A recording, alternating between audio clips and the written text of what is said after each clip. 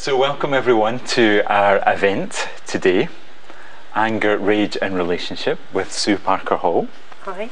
So welcome Sue to our event this afternoon. Thank you. This is really exciting for me. It's the first time I've done anything like this. So it's a bit terrifying and a bit exciting at the same time. Yeah, so it is a bit terrifying, I think, being on the screen, and but we're excited too. Great. So, well, let's just say a little bit to the audience first about the event, and then we'll start our interview, I guess. So, thanks everyone for joining us wherever you are. There's no audience here in the room with us, and that's why you can just see Sue and I. So everybody's out on the internet wherever you are.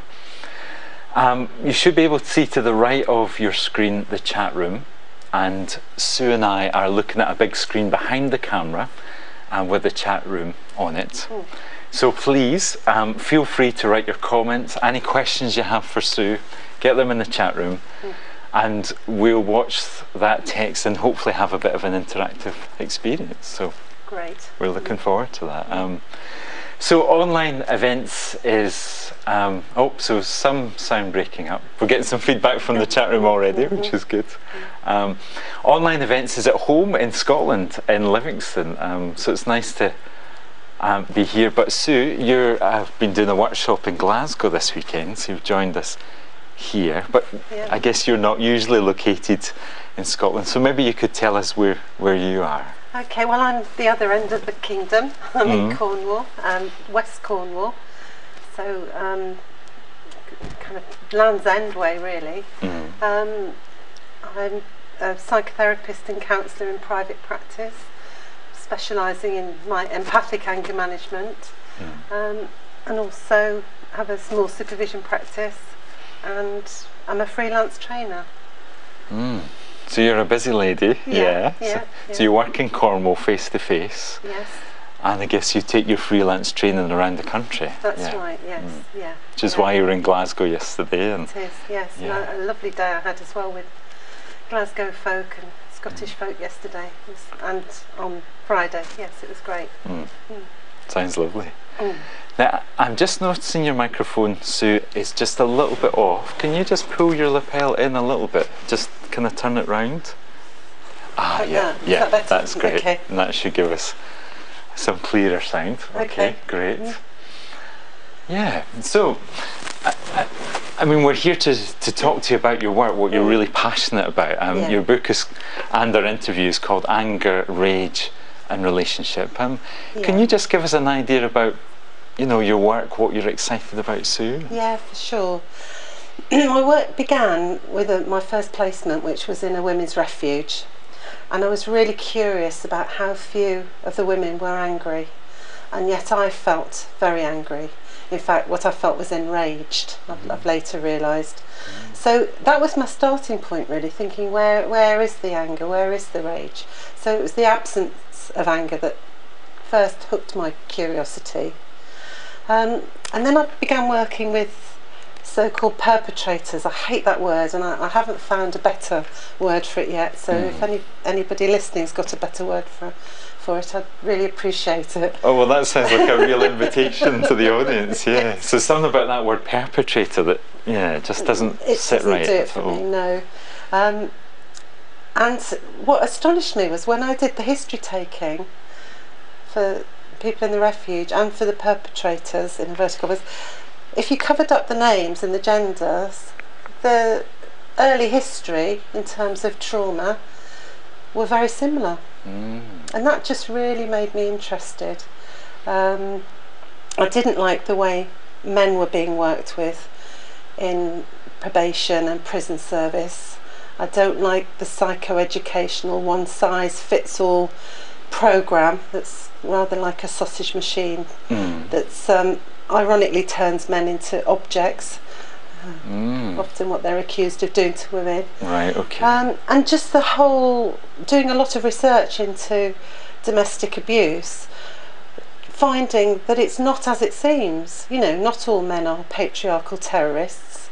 Actually, research shows that perhaps 3% of the population are patriarchal terrorists.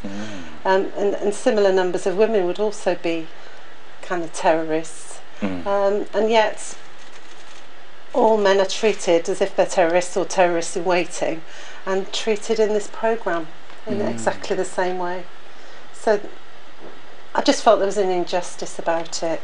And people that I was working with had, you know, one or two of them had gone to prison rather than complete the programme. So I thought there's got to be something not quite right about it. And I began to look at rage as an issue in terms of being related to trauma, and actually the inability to process life's experience. And most of the people that I work with, male and female, have never actually developed the capacity to process their emotions, to feel things through. So they come into adulthood with a whole bunch of traumas that they've built up, and they can't function. So for me, rage is a symptom. It's a symptom that these traumas need debriefing and processing. So that's how I work. Wow, so that's a kind of platform for your work. I think that's really interesting what you're saying about both men and women on both sides of the violence, I guess. We're coming into adulthood with very similar experiences, very similar histories. I suppose what I want to say is too, all the research shows that most domestic violence is co-violence. You know, and that there's just as much violence in gay relationships as there is in hetero relationships. There's even some research shows that there's more violence in some lesbian relationships than there is in heterosexual relationships. So we've got to revision what domestic abuse is all about, really.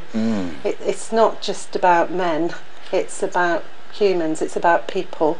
So my approach is a proudly non-gendered approach. So that kind of traditional view, violent man and against the woman, kind of doesn't match up with the research. No, it doesn't. And your own experiences in working with my people. own experiences neither. No, absolutely.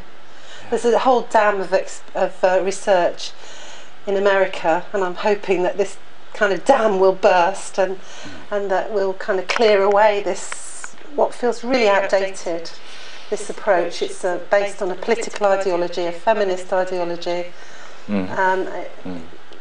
The outcomes don't support the programme. I mean, you sound really passionate. I know when we've talked about this before, that kind of this programme, or the programmes that have been rolled out around the world, are just not working. And don't fit the current research. No, they don't. And it sounds like where you are is, I was just going to say, in any other field, if it was education, if it was health, and these programmes were performing so poorly, people would be asking questions about why are we spending public money on this? But it's almost politically incorrect to question it. You know, it's like... But it doesn't sound like that's holding you back at all. So you feel really passionate that there's another way to support people in relationships to not be violent. And, and that rage is a symptom of these unprocessed traumas. Absolutely. And I suppose my other main contribution to the field is to have separated out anger from rage.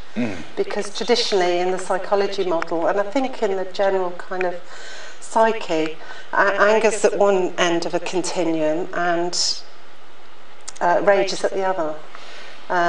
So you've got annoyance.